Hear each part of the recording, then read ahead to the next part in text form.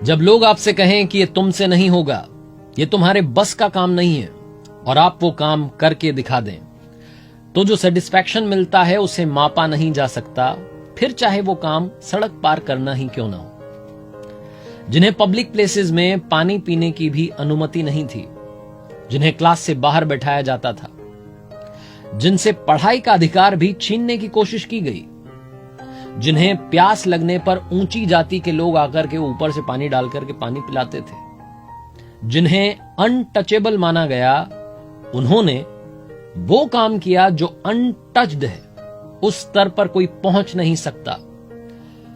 I am talking about the father of Indian constitution, doctor B.R. Ambedkar, doctor Bhimrao Ramji Ambedkar साहब, जो कि आगे चल करके डॉक्टर बाबा साहेब आंबेडकर नाम से प्रसिद्ध हुए।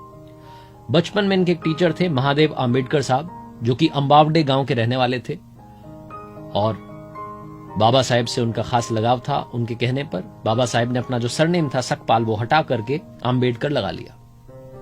डॉक्टर बाबा साहेब आंबेडकर पढ़ने में इतने अच्छे थे, इतनी ज्यादा उनकी रुचि थी, इतना इंटरेस्ट था कि 64 विषयों के मास्टर बने, 9 भाषाओं के जानकार थे।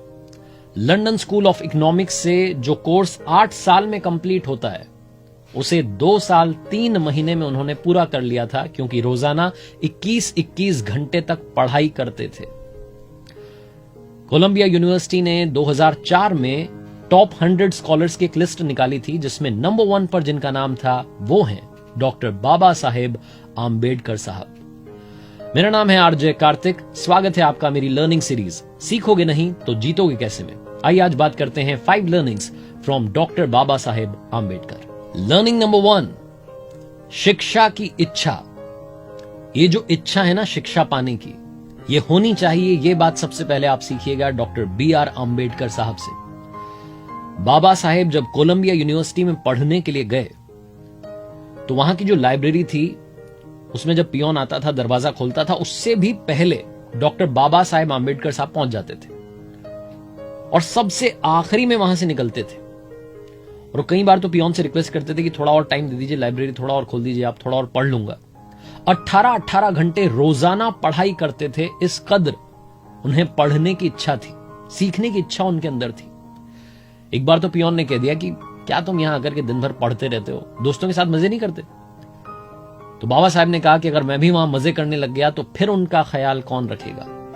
Doctor B.R. आंबेडकर साहब का यह मानना था कि सक्सेस तक पहुंचने का सिर्फ और सिर्फ एक ही रास्ता है, जिसे एजुकेशन कहते हैं। बाबा साहिब की जो प्राइवेट लाइब्रेरी थी, राजगृह जिसका नाम था, उसमें 50,000 से ज्यादा किताबें थी, और उस वक्त वो दुनिया की सबसे बड़ी प्राइवेट लाइब्रेरी थी। तो सबसे पहली लर्निंग जो डॉक्टर बाबा साहेब आंबेडकर साहब से मिलती है वो ये है कि पढ़ते रहिए, सीखते रहिए, क्योंकि सीखेंगे तभी आप जीतेंगे। यही बात मैं यहां कहता हूं कि सीखोगे नहीं तो जीतोगे कैसे। लर्निंग नंबर 2, लाइफ में ऑलवेज बी कॉन्फिडेंट। कॉन्फिडेंस बहुत जरूरी है। कहते ना कि दुनिया में आप महंगे से महंगा कपड़ा पहन लीजिए, आप में कॉन्फिडेंस नहीं आएगा, लेकिन जिस दिन आपने कॉन्फिडेंस पहन लिया, उस दिन आपकी शर्ट चाहे जैसी दिख रही हो, आप अच्छा फील करेंगे, आप खुश फील करेंगे। Doctor B.R. आंबेडकर साहब की जो कमाल की बात है बाबा साहेब की, वो उनका कॉन्फिडेंस था। उस वक्त के जो सबसे महान नेता, यानी कि हमारे देश के सबसे महान नेता राष्ट्रपिता महात्मा गांधी जी, बापू की बातों से भी डिसएग्री कर जाते थे डॉक्टर बाबा साहेब आंबेडकर साहब। और ना सिर्फ डिसएग्री करते थे, बल्कि बापू तक अपनी बात पहुंचाते थे कि आपकी ये जो बात है मुझे जमी नहीं, मैं आपकी इस बात से असहमत हूं। इतनी असहमति थी, उसके बाद में भी बापू ये दुनिया से कहते थे कि आप एक तरफ 1000 विद्वानों को रख दो, 1000 स्कॉलर्स को रख दो, और एक तरफ डॉक्टर बाबा साहेब आंबेडकर साहब को खड़ा कर दो, इनका ज्ञान इन बाकियों से ज्यादा ही होगा। और आप समझिएगा कि इस कदर असहमति थी, बात बीच बीच में नहीं बन पाती थी। तब भी महात्मा गांधी जी ने ही, जब देश की पहली कैबिनेट बन रही थी स्वतंत्र भारत की, तो उसमें कानून मंत्री के लिए डॉक्टर बाबा साहेब आंबेडकर का नाम बापू ने सुझाया था, और डॉक्टर बाबा साहेब आंबेडकर ने देश के पहले कानून मंत्री के रूप में शपथ ली थी। यह सारा कमाल था उनके कॉन्फिडेंस का। लर्निंग नंबर 3, जिंदगी में सिर्फ अपना मत सोचिए, समाज का भी सोचिए। रिस्पॉन्सिबिलिटी आपकी समाज के लिए भी बनती है। यही सिखाते हैं डॉक्टर बाबा साहेब आम्बेडकर साहब, जिनकी कमाल की बात यह रही कि जब उन्हें जिम्मेदारी सौंपी गई कि आपको इंडियन कॉन्स्टिट्यूशन लिखना है, तो उन्होंने दुनिया के 60 देशों के कॉन्स्टिट्यूशन की पढ़ाई की, अध्ययन किया। उसके बाद में भारत का संविधान जो है उसका निर्माण किया, और उसमें ध्यान रखा गया कि सबको बराबरी का हक मिले, क्योंकि डॉक्टर बाबा साहेब आम्बेडकर साहब वो थे जिनसे बचपन में पढ़ाई का हक छीना गया, जिन्हें ऊंची जाति का आदमी आकर के ऊपर से पानी पिलाता था, ऊपर से पानी डालता था। तो उन्होंने वो सारी समस्याएं, सारी कठिनाइयों को पास से, करीब से देखा था, महसूस किया था, जिया था। इसलिए वो चाहते थे कि हिंदुस्तान के हर उस आदमी को हर वो अधिकार मिले जो बाकियों के लिए है। इसी बात को ध्यान में रख करके समाज के निचले से निचले स्तर पर भी जो आदमी खड़ा है, जो सबसे आखिरी में लाइन में खड़ा है, उस तक भी सारी सुविधाएं पहुंचे, इस बात को ध्यान में रखकर भारत के संविधान का निर्माण किया गया। लर्निंग नंबर 4, जिंदगी लंबी नहीं होनी चाहिए, महान होनी चाहिए। यह कहा था डॉक्टर बाबा साहेब आम्बेडकर साहब ने। और ये बात अगर आप ध्यान से समझेंगे तो बहुत सारे लोग इस बात पर ध्यान देते हैं कि अभी तो इतने साल बाकी हैं जिंदगी के, अभी तो इतना टाइम बाकी है, मेरे पास बहुत टाइम है। ये बहुत टाइम नहीं है। जिंदगी कितनी लंबी है इस पर ध्यान देना बंद कर दीजिए। आप जिंदगी जी कैसे रहे हैं इस पर ध्यान देना शुरू कीजिए। जिंदगी का पर्पस होना चाहिए, और डॉक्टर बाबा साहेब आम्बेडकर जी का पर्पस था कि समाज के हर आदमी को बराबरी का हक मिले।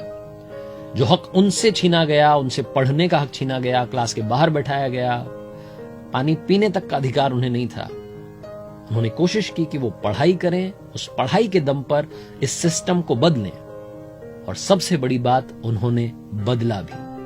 उन्हें नहीं मालूम था कि वो आगे चलकर के इंडियन कॉन्स्टिट्यूशन लिखेंगे या देश के पहले कानून मंत्री बनेंगे, लेकिन जो काम वो अच्छे से कर सकते थे उन्होंने किया, ज्ञान प्राप्त किया, और उस ज्ञान से, उस एजुकेशन से सिस्टम को बदलने की कोशिश की, और वो काम करके दिखाया। इसलिए लाइफ कितनी लंबी है इस पर ध्यान देना बंद कीजिए। लाइफ आप कैसे जी रहे हैं, आपका पर्पस क्या है, उस पर ध्यान देना शुरू कीजिए।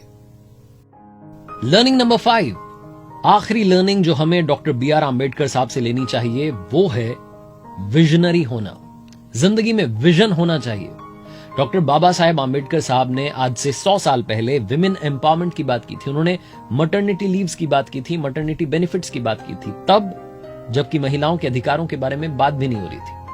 उन्होंने कहा था कि मजदूरों को 8 घंटे ही फैक्ट्रीज में काम करना चाहिए, वरना पहले 10-10, 12-12, 14-14 घंटे मजदूर काम कर रहे थे। सबके अधिकारों के बारे में सोचने वाले थे डॉक्टर बाबा साहेब आम्बेडकर जी, और उन्होंने मध्य प्रदेश और बिहार के बारे में भी कहा था कि इनके डिवीजन होने चाहिए। तब उनकी सुनी नहीं गई। बाद में 2000 में छत्तीसगढ़ और झारखंड बने, तब सुन ली गई होती तो शायद तभी डिवीजन हो जाता।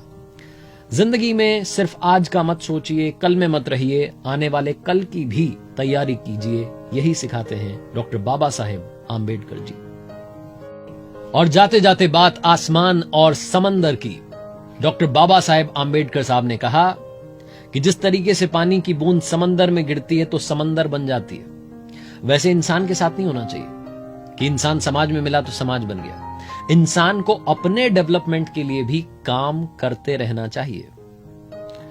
जाते जाते कमाल का फैक्ट, आपने डॉक्टर बाबा साहेब आम्बेडकर जी की जितनी पिक्चर्स देखी होंगी उसमें उन्होंने ब्लू कलर का कोट पहना हुआ है, नीले रंग का। ये नीला रंग बाबा साहेब को बहुत पसंद था, क्योंकि नीला रंग आसमान का होता है, और आसमान दुनिया में सभी के लिए समान होता है, इसीलिए उन्हें नीला रंग बहुत पसंद था। डॉक्टर बाबा साहेब आम्बेडकर जी दुनिया के इकलौते सत्याग्रही हुए जिन्होंने कि पीने के पानी के लिए सत्याग्रह किया था। भारत के संविधान के निर्माता, भारत रत्न डॉक्टर बाबा साहेब आम्बेडकर जी के चरणों में हम सब की ओर से बारंबार वंदन। देखते रहिए मेरे साथ ये नई लर्निंग सीरीज जिसका नाम है सीखोगे नहीं तो जीतोगे कैसे, और देखते रहिए हर सोमवार सुबह 9:30 बजे मेरे साथ एक नई कहानी मेरे YouTube चैनल, Facebook पेज और Instagram हैंडल पर।